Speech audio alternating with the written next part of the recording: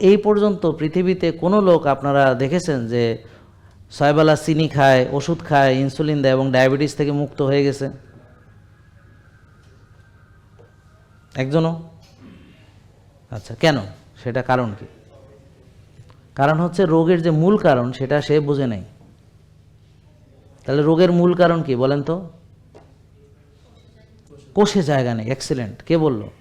ও মাশাআল্লাহ। রোগের মূল কারণ হচ্ছে কোষে জায়গা নেই। কেন নাই? কারণ কোষে ওভারলোড হয়েছে, চর্বি জমে গেছে। কেন জমছে? যে আমরা জমাইছি। কে জমাইছে ভাই? কে জমাইছে? আপনার কোষে চর্বি কি আমি জমাইছি? কে জমাইছে? আপনার কোষে কে জমাইছে? নিজে। তাহলে এখন এই যে জমাইছে সেই তো এটাকে খরচ করবে,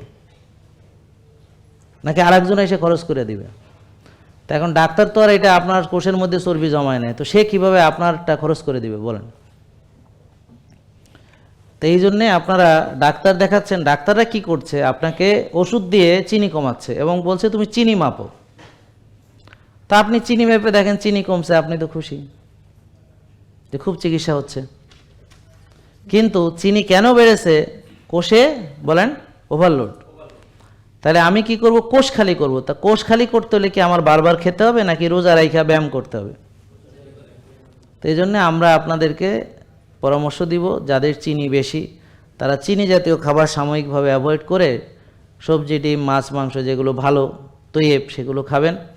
তারপরে রোজা রেখে ব্যায়াম করে ওই কোষ খালি করবেন, ভালো ঘুমাবেন, মানসিক প্রশান্তি চর্চা করবেন, নিয়ম মেনে চলবেন, ডায়াবেটিস নাই। তো আমাদের যত রোগী ডায়াবেটিস ভালো হয়েছে তারা কোষ খালি করেছে। বুঝা গেল?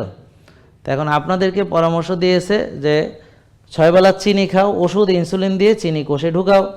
তো এইভাবে আপনার চোখ নষ্ট হয়েছে, লিভার নষ্ট হয়েছে, কিডনি নষ্ট হয়েছে বা হবে, হ্যাঁ, গিরা নষ্ট হয়েছে, মাজা নষ্ট হয়েছে বা হবে।